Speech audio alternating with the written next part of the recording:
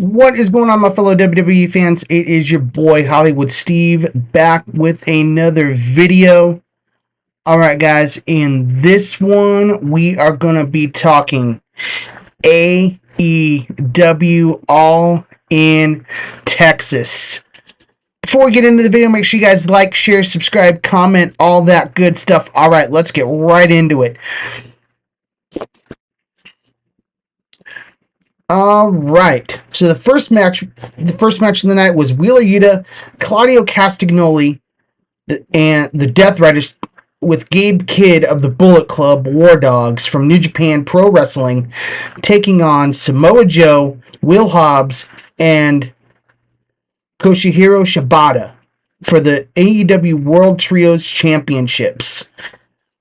If you guys aren't familiar, Will Hobbs, Samoa Joe, and Koshihiro Shibata are known as the Ops.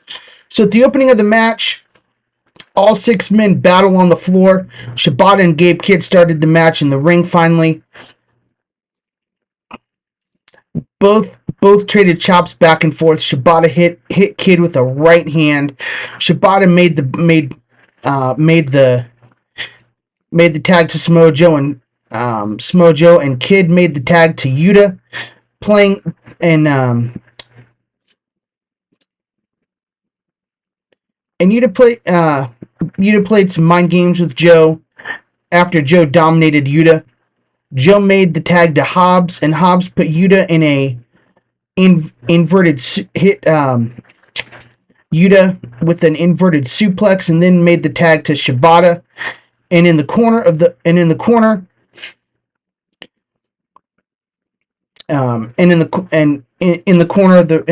ring, Yuta got laid into with Yuta got laid into with chop after chop.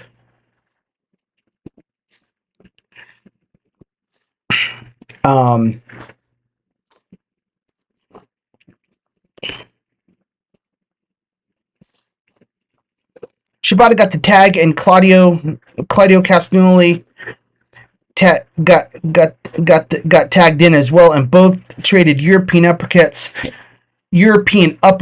Claudio trash talked Shibata and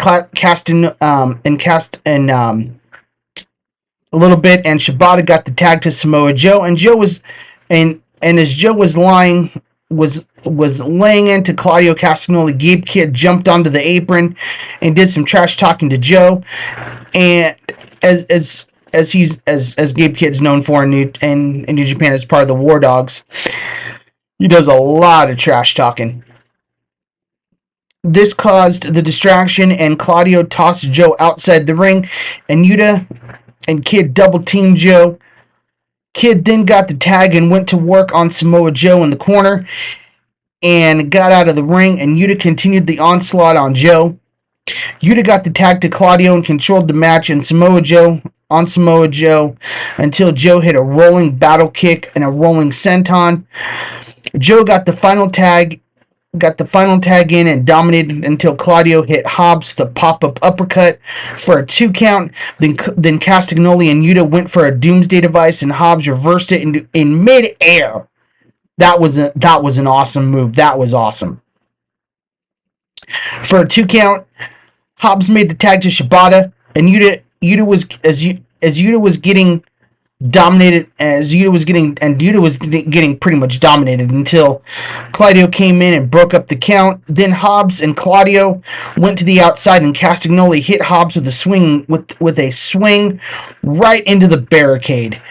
And Shibata was in control until Yuta hit a German suplex for a 2 count.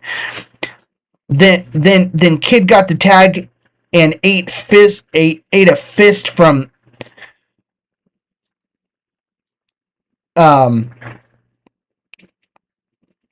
Kidd ate a fist from Shibata, and Shibata got the tag from Joe. And in the end, the Ops retained with Joe hitting a muscle buster.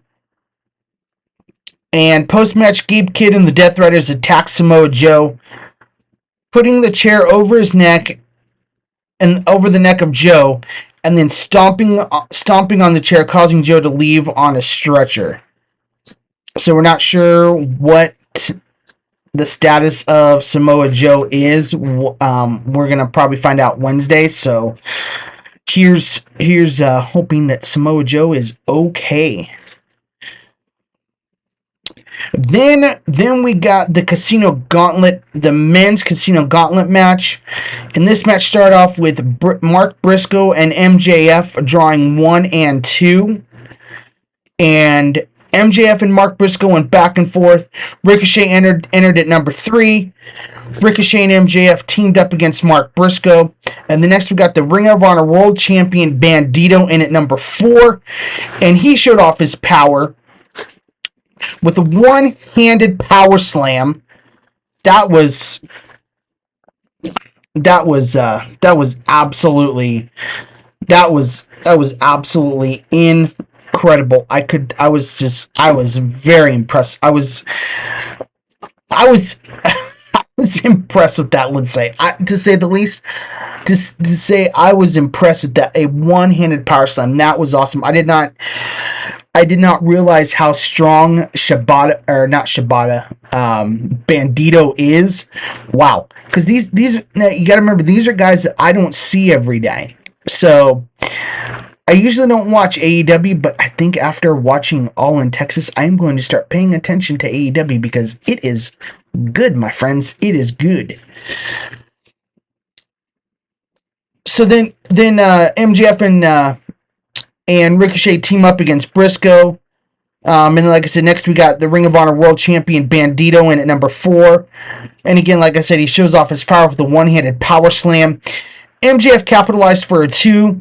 Ricochet and Bandito battled to the outside. And then next we got Kinosuke Takeshita in at number 5. Takeshita hit a blue thunderbomb on Ricochet for a 2 count.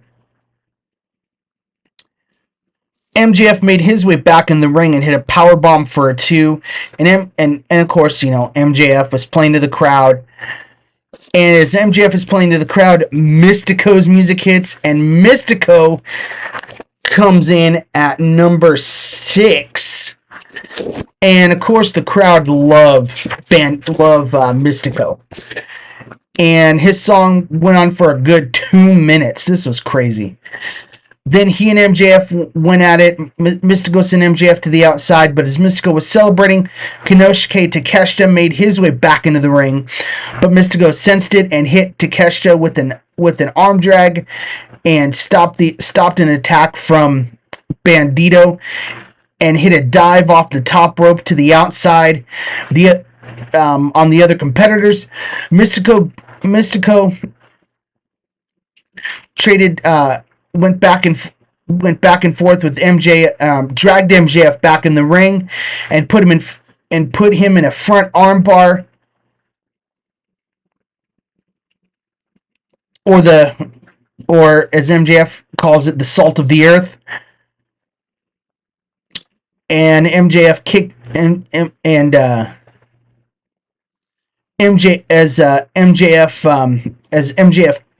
gets out of it.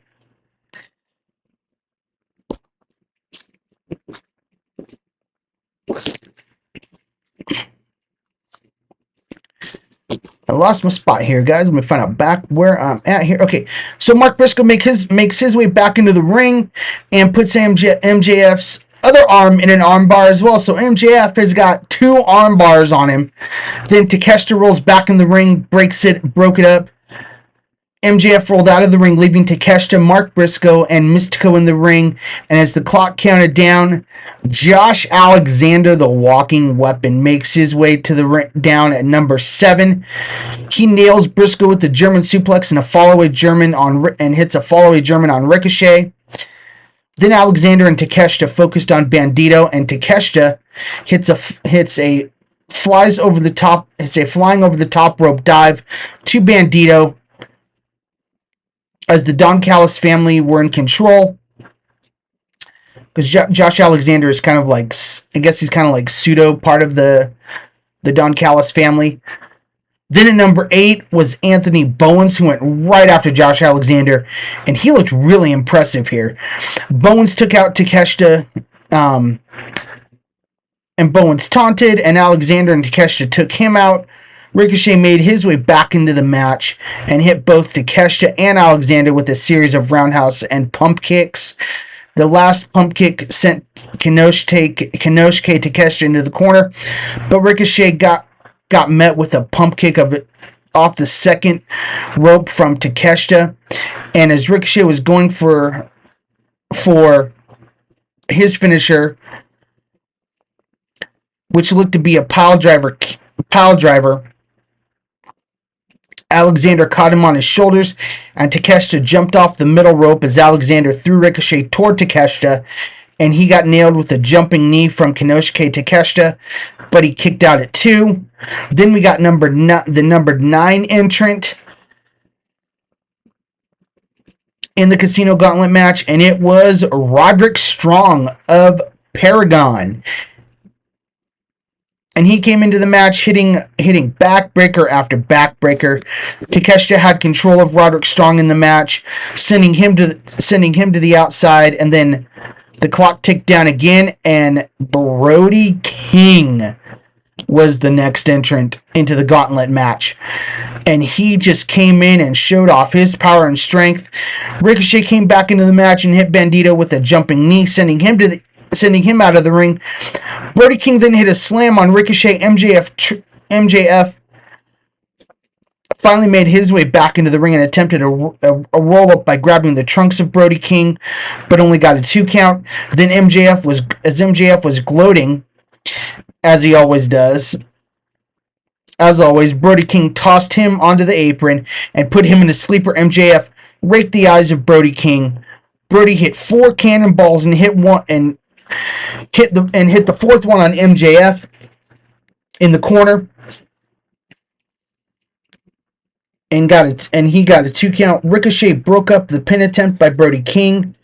Then Ricochet was down on the mat. As Ricochet was down on the mat, Bandito hit a frog splash on Brody, and Bandito did a little dancing, but Ricochet took everybody out of the ring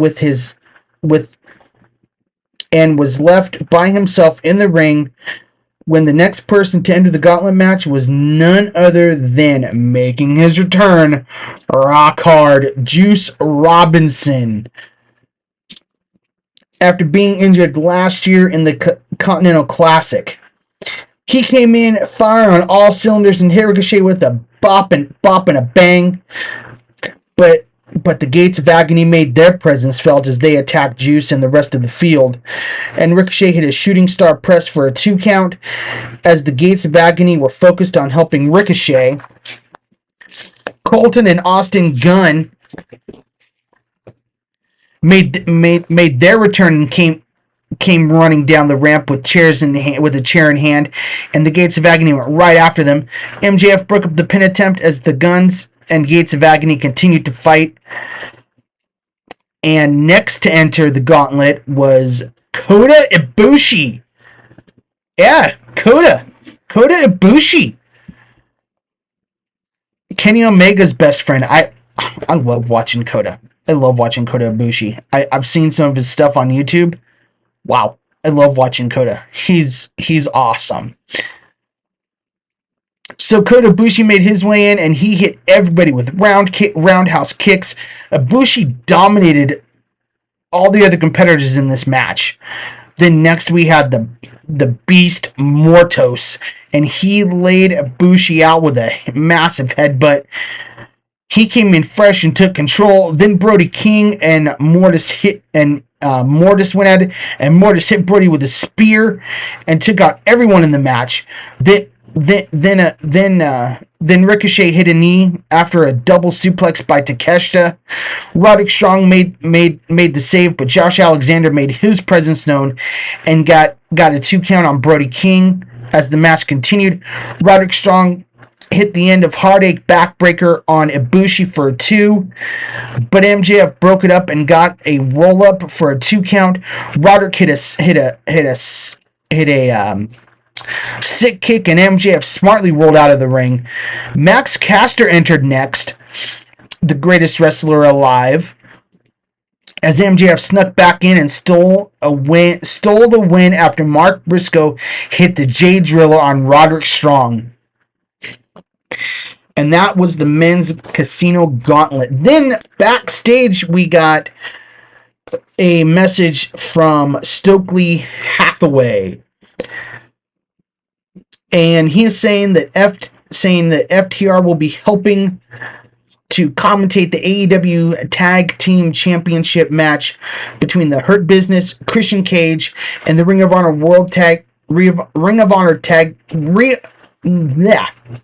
Let's try that again. The Ring of Honor Television Champion, his son, Nick Wayne.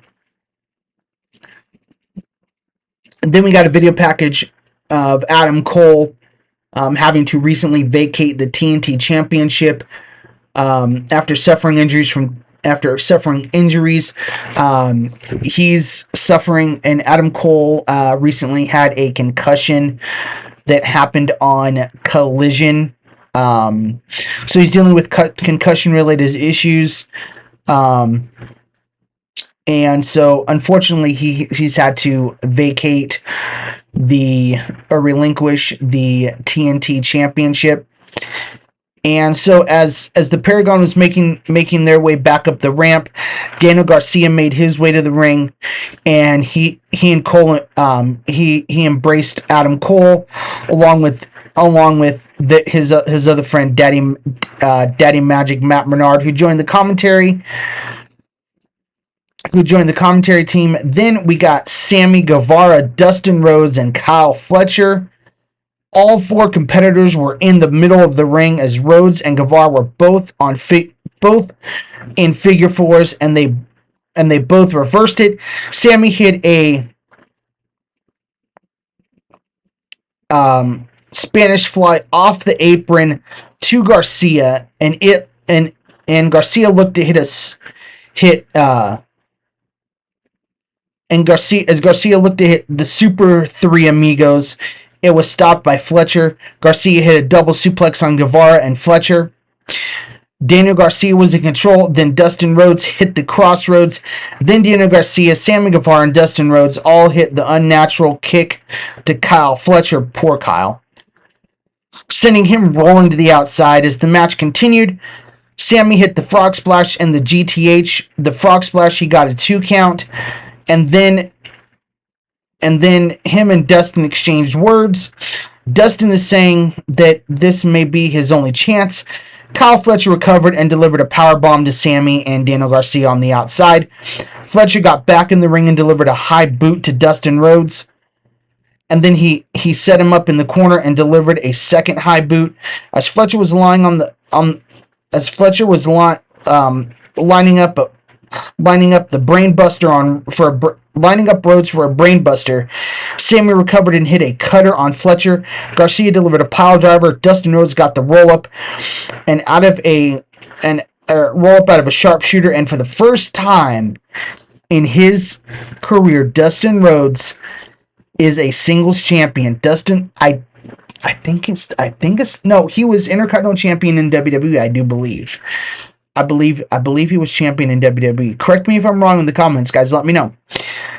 But Dustin Rhodes picks up the win, and he wins the TNT Championship. And he can call himself champion. And after the match, the Von Erichs sons and his and Cody's nephews joined him in the ring to help him celebrate. And Sammy Guevara, his tag team partner in ROH, embraced him as well. And Dustin obviously was overcome with emotion here. Tears were flowing.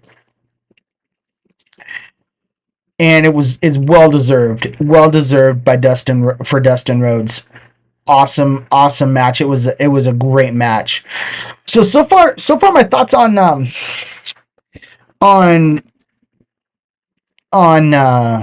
All In have been really good.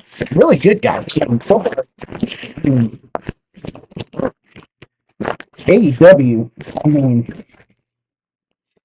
AEW is not Um,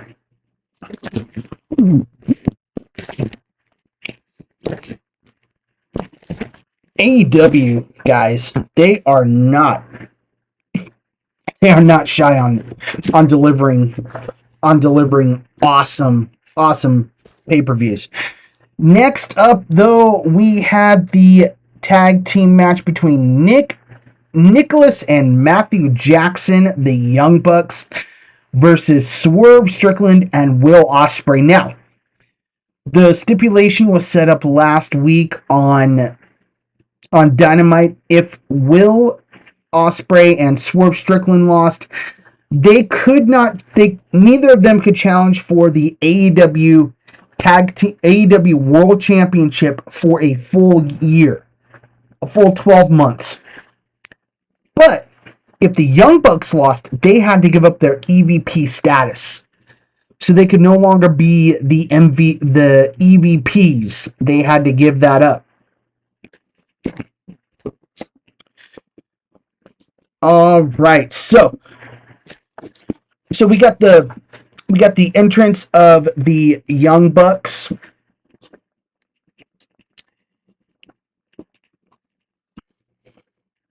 And Will Ospreay's entrance was awesome.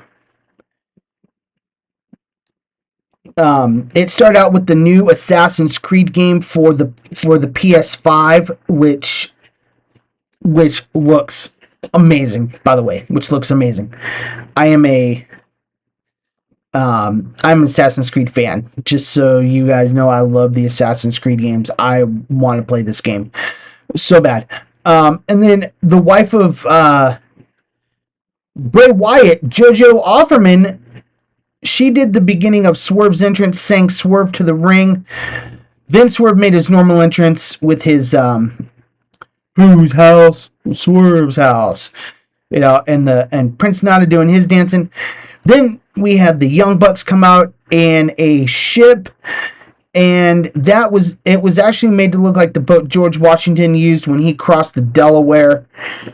And of course, Justin Roberts made a special introduction. So after about 5 minutes, we finally got into the match, got the match going. Ospreay and Nicholas Jackson started it off, and Nick got the tag to Matthew Jackson, his twin brother. Both Young Bucks showed off their high-flying tag team skills, hitting a Northern Lights suplex. Swerve and Strickland took to the outside to get on the same page, and it paid off, actually, obviously. And Ospreay hit a Sky Twister off the back of Swerve for a 2. I've never seen a Sky Twister before. That move looked awesome. That move looked amazing. That move just looked wow. That move was awesome. That move looked awesome. So,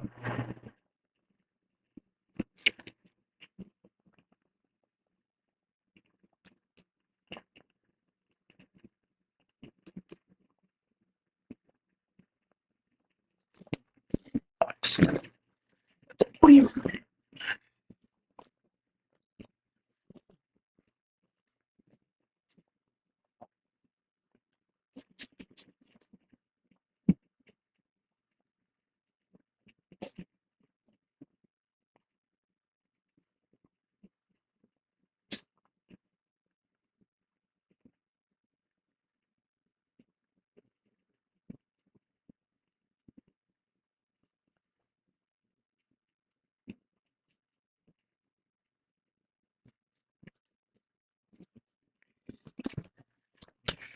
Okay, sorry about that, guys. I had to step away for just a minute. So, getting right back into things here. So, the Young Bucks, like I said, they came out in a ship that looked like the ship that George Washington used to cross the Delaware. Justin Roberts has this long special introduction bringing them to the ring. And then we had Ospreay and Nicholas Jackson starting things off. and Nick got the tag to Matthew. The Young Bucks showed off their high-flying tag team skills, hitting a Northern Light suplex.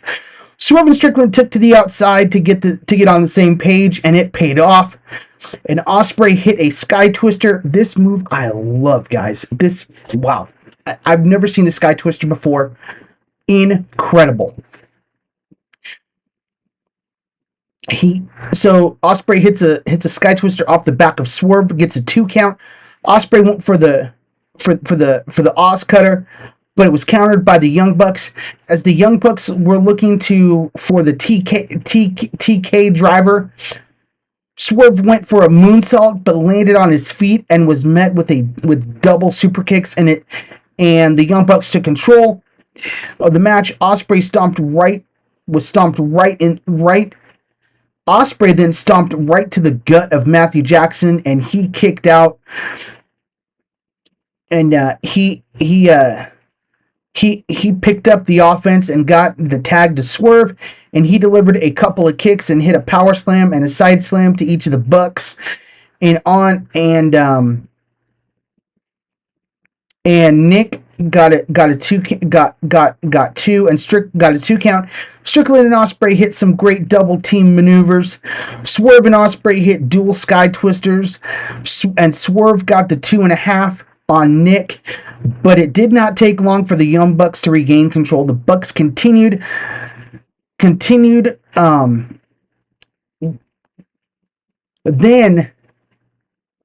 this blew my mind. This absolutely blew me away, guys. We got double Canadian destroyers. Hello. Double Canadian destroyers. Come on. Where's the sanity? Dual Canadian destroyers. Come on. That was awesome. So we get dual Canadian destroyers. Will and Swerve hit dueling styles clashes and get a 2. Swerve delivers a super Swerve stomp to help with the help of Ospreay. The action spills outside. Nick threw Swerve down the stairs, and Prince Nana got involved, but he ate a super kick. Then the Bucks hit the TK driver on Swerve on the outside. Then they hit the bang for your buck to Swerve in the middle of the ring, but only got a 2 count. The Bucks hit the EVP trigger for a 2 after a second attempt. The first time Ospreay and Swerve broke it up, but there was a little miscommunication between Swerve and between Ospreay and Swerve accidentally got hit with an inadvertent hidden blade. The Bucks delivered multiple kicks to Ospreay as he was against the ropes. Then Swerve rolled back in the ring and took the rest of the kicks for Ospreay, saving him.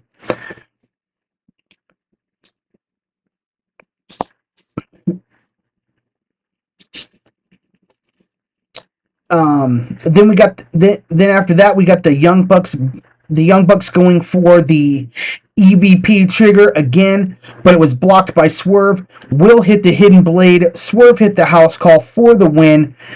What a match. What a match, guys. What a match. What a match. Absolutely incredible. If you guys have not seen the Young Bucks wrestle, go out of your way. Go out of your way to watch the Young Bucks. You will not be disappointed.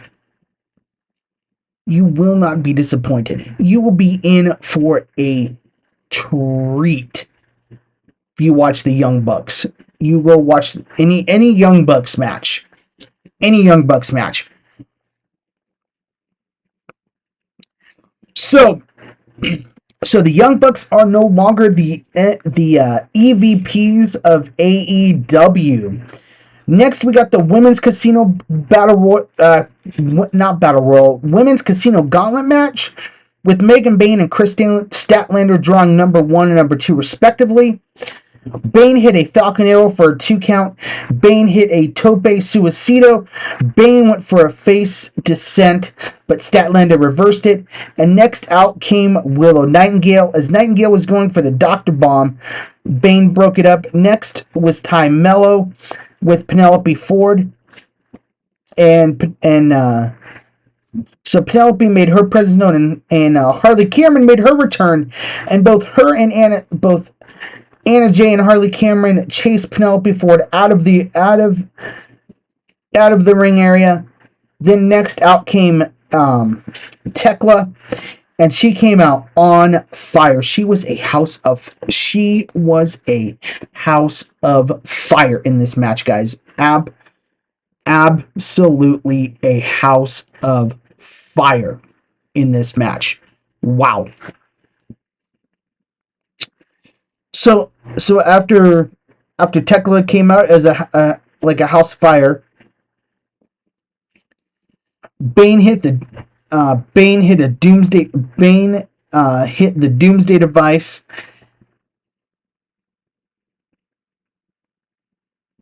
And next, Julia Hart came out, and she hits a moonsault on Bane and Statlander. Next one to come out was Queen Amanita. Now, I'm not too familiar with Queen Amanita. I'm gonna have to go back and watch some of her matches from Stardom. I think that's where she wrestled. I'm not sure, but I'm gonna have to go back and watch that. Amanita hits the Queen's Crown on Tekla, and both trade blows. Next out was Mina Shirakawa. Mina hit a DDT on Bane, and next out was Athena. Now, if you guys remember that name, if you guys remember that name, if that name sounds familiar, that's because that name is formerly Ember Moon of WWE or NXT. So Athena, formerly Ember Moon, makes her way into the ring, and she's currently the ROH Women's Champion, the longest reigning ROH Women's Champion. And next out was Thunder Rosa, and Thunder Rosa came into the ring and went right after Athena. So because her and Athena had a match on 0 Hour earlier on, and there is no love lost between those two. Let me tell you. Amanita came back in the ring, and Statlander took everyone out. And the next came out Shuri. I'm not from. She's another one I'm gonna have to. She's another one I'm gonna have to go and watch some of her. She's another one I'm gonna have to go and watch. I'm not too familiar with her. I'm gonna have to go watch some of her matches. So Shuri came out next, and she made her AEW debut, and next out was Alex Windsor, and she and Shuri traded blows. Alex Windsor is another one that's new to AEW that I'm not familiar with, that I'm gonna have to check out some of her stuff. And Windsor hit a draping DDT on Shuri. Windsor hit a blue thunder bomb, and the entire rest of the field broke up a pin by Windsor. Bane dropped Statlander face first onto the apron. Then Will hit an apron Death Valley driver on Athena. Then Statlander hit a powerbomb off the apron onto the rest of the field of ladies. Mina and Thunder Rosa went back and forth. Then Athena recovered and climbed to the top of the rope, and Athena picks up the win. And so Athena is going to be facing whoever is the AEW Women's Champion after the match between Timeless Tony Storm and the CEO, Mercedes Moné. So then we got the Patriarchy versus Jet Speed versus the Hit Syndicate for the tag team titles. First out came Stokely Hathaway and FTR to join Taz, Excalibur, and Tony Schiavone on commentary. And West Side Gun and Smoke DZA, who I'm not familiar with, sang out the Hurt Syndicate. So they do their they must do their entrance. They must have written their theme song, their entrance song, and MVP sang a few bars, rapped a few bars, which I did not know MVP could rap that. So I thought that was pretty cool. That MVP could do that. That MVP does that. I did not know that he could rap. I thought that was pretty cool. So next out was Jet Speed, the team of Speedball Mike Bailey and Kevin Knight. And last we got Nick Wayne, the ROH television champion, and Christian Cage, his father, Christian Cage. The Hurt Syndicate just absolutely dominated the first half of the match. Mike Bailey hit the rope to take out the Patriarchy, and Jet Speed took control of the match. Lashley just threw Kevin Knight over the top rope, and Shelton Benjamin brought the steel stairs over, and Benjamin dropped Knight face first right onto the stairs. Christian Cage took control until Knight hit a dropkick on Cage, and Wayne on Cage and Wayne, and then the Hurt Syndicate began to dominate Kevin Knight. Kevin Knight got hit with a dragon suplex by Wayne. Speedball Mike Bailey and Kevin Knight delivered some high-powered offense. Then Bobby Lashley and Christian Cage went outside the ring, and Lashley threw Cage right into the laps of FTR, and that got FTR up out of their chairs. But Lashley rolled back in the ring just before FTR could do anything. FTR jumped onto the apron and tried to interfere, but Lashley threw Cage right into them, knocking them off the apron. And he hit Cage with a spear for the win to retain their tag team titles. So the Hurt Syndicate retain here. In post-match, though, FTR with Stokely Hathaway entered the ring as Christian Cage was still on the mat. Then Kip Sabian came in with a chair, and Nick Wayne came in to protect what looked like he was going to protect Christian Cage. It looked like he was going to protect him. But then Nick Wayne turned on Christian Cage and hit him with the kill switch. Mama Wayne slapped Cage, and Wayne and Sabian set Christian up for a concerto. But just as Nick Wayne was about to deliver it, Adam Copeland came running down with Spike in hand. And Spike is a baseball bat looking. Spike is a baseball bat looking thing about. I don't know how big it is, but it's got spikes all around it. And so he came running down with Spike in hand. So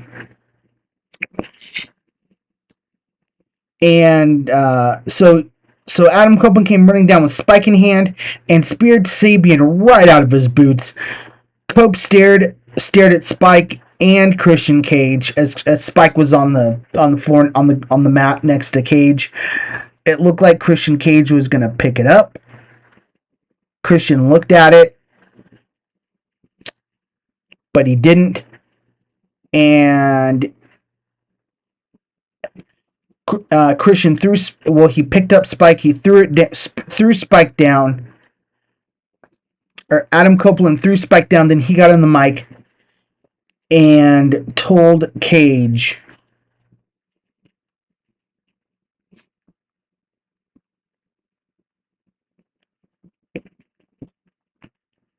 it looked like he was going to use, again, it looked like Copeland was going to use Spike, but he picked up the mic instead and said, "Go find yourself." So, this is the end of, it is the end of the Patriarchy, guys, and we are finally getting an AEW. We are going to get a Christian Cage, Adam Copeland reuniting, Edge and Christian reuniting in AEW to be in the tag team division. I cannot wait. Alright, so next up was the first of the three main events at All in Texas.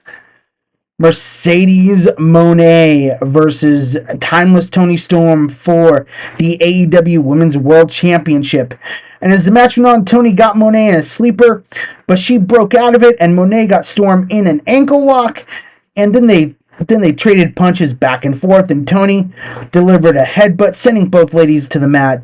This match just continued back and forth. I mean, and it was a, as Jim Ross would say, it was a slobber knocker. At one point, Toni Storm either got a bloody nose, so she either broke her she's probably not looks like she probably has a broken nose. I would not be shocked about that.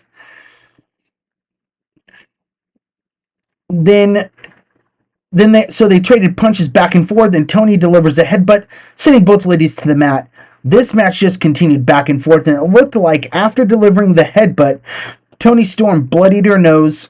Probably it broke it, probably delivering the headbutt. It looked like it may have been broken, like I was saying. Moné hit the moneymaker, but Toni Storm kicked out, and Mercedes could not believe it. Mercedes hit a backstabber and rolled into the what she used to call the bank statement. Toni hit 3 Storm Zeros, and Moné kicked out of all 3. Moné went into the statement. It's called the statement maker now, not the bank statement, but that's what she called it when she was in WWE as Sasha Banks. She called it the bank statement. She called it the bank statement. Now is the statement maker. And she went into the statement maker, and after that, as Toni Storm was in the statement maker, she kicked out of that predicament. Toni hit a hip attack in the corner. Toni hit a super Storm Zero eventually to retain her AEW Women's World Championship in a slobber knocker of a match, in a amazing match. Okay. Next. Okay, first off, guys, I want to say, if you have not watched any Kenny Omega versus Kazuchika Okada matches in New Japan, the first 4 of their matches, wow, they are incredible, absolutely incredible in the ring. So we got this awesome video package for Kenny Omega and Kazuchika Okada 5 for the unification of the international and the continental championships. Oh, and by the way, going back to Mercedes Moné and Toni Storm, Toni Storm handed Mercedes Moné her very first loss in AEW. Mercedes Moné was undefeated since joining AEW, so that's a fun little fact. And so after the awesome video package for Kenny Omega and Kazuchika Okada, for the winner take all, we got the introduction of Jim Ross, who successfully made his return after battling cancer. So congratulations to JR, good old JR. Love that man. Love him. I grew up on JR. Love it. And a guy named Jason Charles Miller sang Kenny Omega to the ring. And Kenny Omega, he was accompanied to the ring by none other than his best friend, Kota Ibushi, who had wrestled earlier on in the night. And Okada made his way to the ring with Don Callis, and as the match went on, Okada focused on Kenny's abdomen, on Omega's abdomen, and Kenny threw a fist of his own into the midsection of Okada. Kenny got hit with a drop kick from Okada, sending him over the top, and as Kenny was outside, Don Callis got a series of cheap shots in, and hit Kenny with a and then Okada hit Kenny with a DDT on the Spanish announce desk. And Ibushi was on the outside, cheering Kenny on, getting him back and helping him get back in the ring. And as both Kenny and Okada got back in the ring, Okada hit Omega with another DDT. Okada delivered what's a kitchen sink knee and got a 2 count out of it. Omega hit a missile dropkick for a 2 count on Okada. Okada kept clutching his elbow and forearm, which was interesting. I don't know at what point Okada injured himself. But Okada laid heavy palm strikes on Kenny onto the back of Omega. Well, Omega actually laid in heavy palm strikes to the back of Okada's head and hit a superplex for a 2. Omega went for the V trigger. Okada scouted it. Okada went for the Rainmaker. Omega scouted it as well. Omega hit the Dragon Suplex for a 2. Okada hit a series of drop kicks, and Okada had Kenny in the form of a gut wrench. Again, focusing on the abdomen, but as Okada was attempting a gut buster, Okada drove the abdomen of Kenny Omega into his shoulder, and Okada hit another elbow drop. Okada faked the Rainmaker and drove a knee right into the gut of Kenny Omega. And Kenny here, he's selling his gut. He's selling his gut big time. And Okada just played to the crowd. And as Okada was doing that, Okada was taken down by a knee from Omega and then a power bomb followed by a V trigger for 2. Omega hit his second V trigger and another V trigger in the corner. Omega had Okada on the second rope. He hit a German suplex off the top rope, dropping Okada on his face. So Okada turned in midair and caught the suplex with his face, which looked very painful actually. Omega went for the one-winged angel. Okada countered it and hit Omega with the Tombstone Piledriver and a Rainmaker, but only got a 2 count. And he hit another Rainmaker for another 2 count. Omega rolled over for a 2 count and then Rocky Romero from the Don Callis family made his presence known. He ran down and got up on the apron, but Kota Ibushi pulled him off and threw him into the barricade, eliminating Rocky Romero from that threat, from interfering. Don Callis got up on the apron, and as Kenny was going to knock Callis off, Okada nailed Omega, but he countered with a one-winged angel. But as the referee, Don Rimsberg's hand was going down for a possible 3 count, Don Callis pulled the referee out of the ring and for good measure kicked Rimsberg in the back. Ibushi came over to check on Rimsberg and then ran after Callis, and Callis ran out of the building, or ran through the crowd.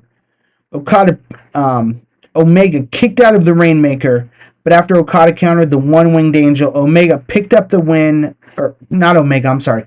Okada picked up the win with another Rainmaker, and he becomes the AEW Unified International Champion in a banger of a match. Holy cow. Holy cow. This match was amazing. Amazing. Like I said, if you guys have not seen Omega Okada matches, any of the 4, go back and watch them in New Japan. They are 5-star matches. And this match was no exception. No exception. And then we got the final match of the 3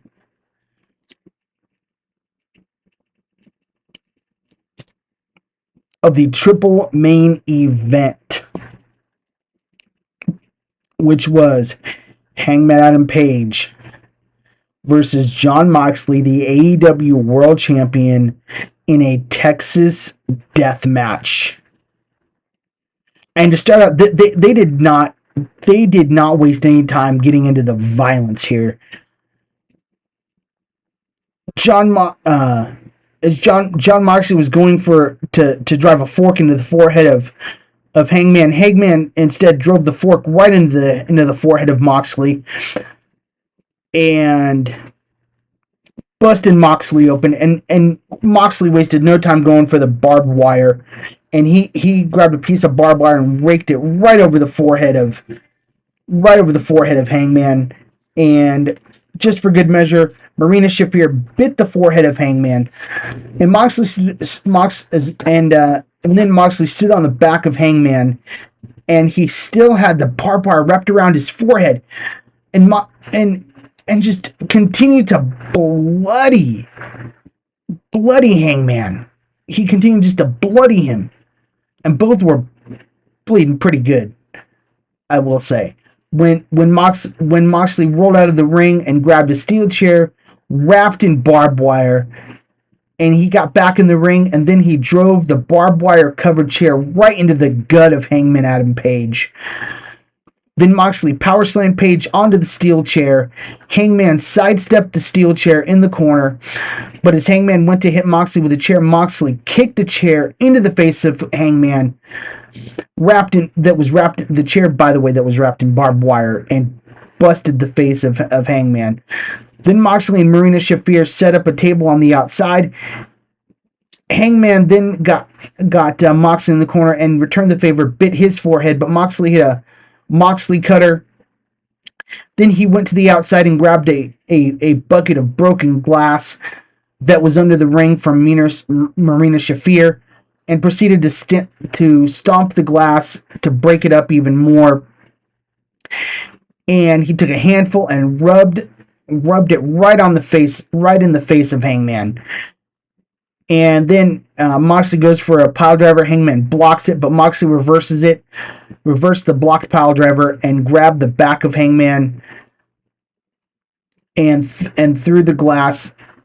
Grabbed the back of Hangman and suplexed him through the glass, and he delivered a pile driver head first to Hangman Adam Page right on top of the broken glass.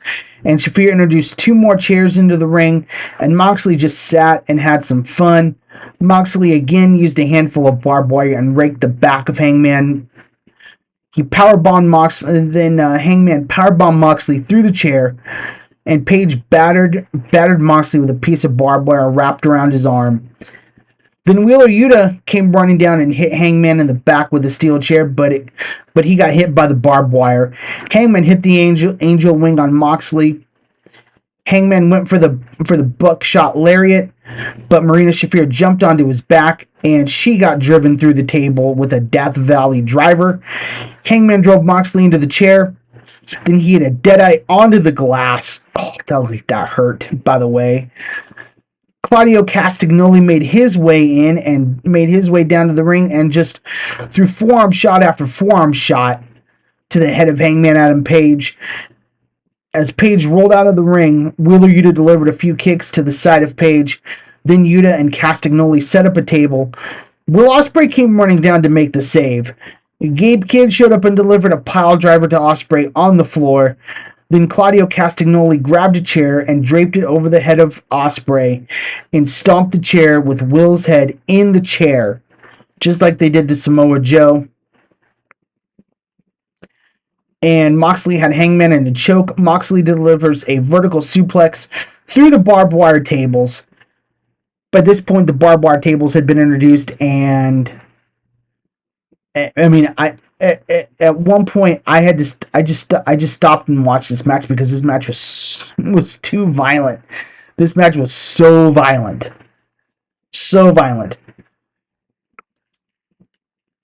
and Ospreay had to be stretchered out after getting stomped by the foot of Claudio. by the foot of Claudio after Claudio had put his head in the chair, and Claudio stomped on the chair with Ospreay's head still in there. Oh, that looked brutal. So Ospreay had to be stretched out. Moxley hit a Gotch style pile driver, then went into the bulldog choke, and at this point Moxley thinks he's had the match won. He thinks that Page has tapped out.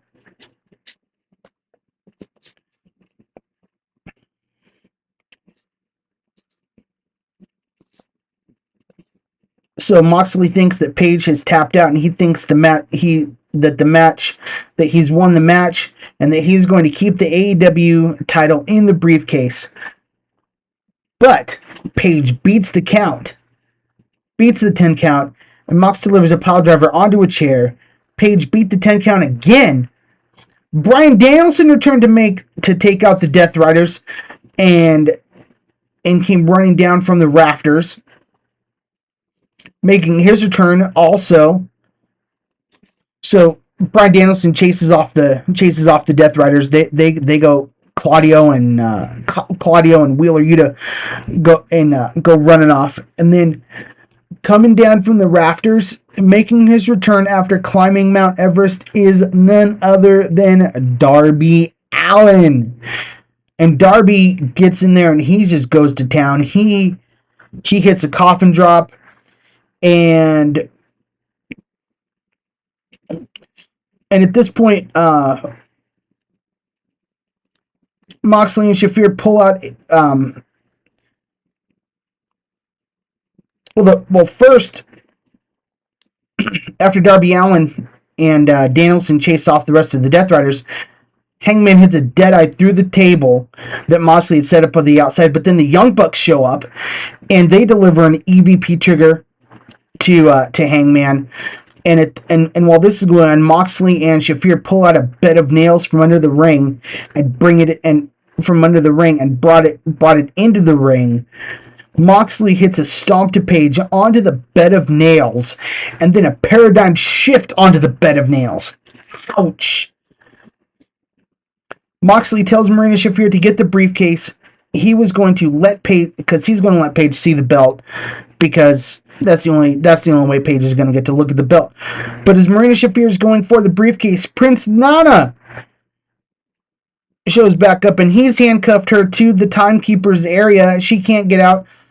She can't get away, so Moxley goes and grabs the briefcase, and Swerve shows up with Hangman's chain in his hand. He takes out the Young Bucks, but then it's like, then everybody's like, what's Swerve going to do? Swerve throws the chain into the ring, and he helps Hangman.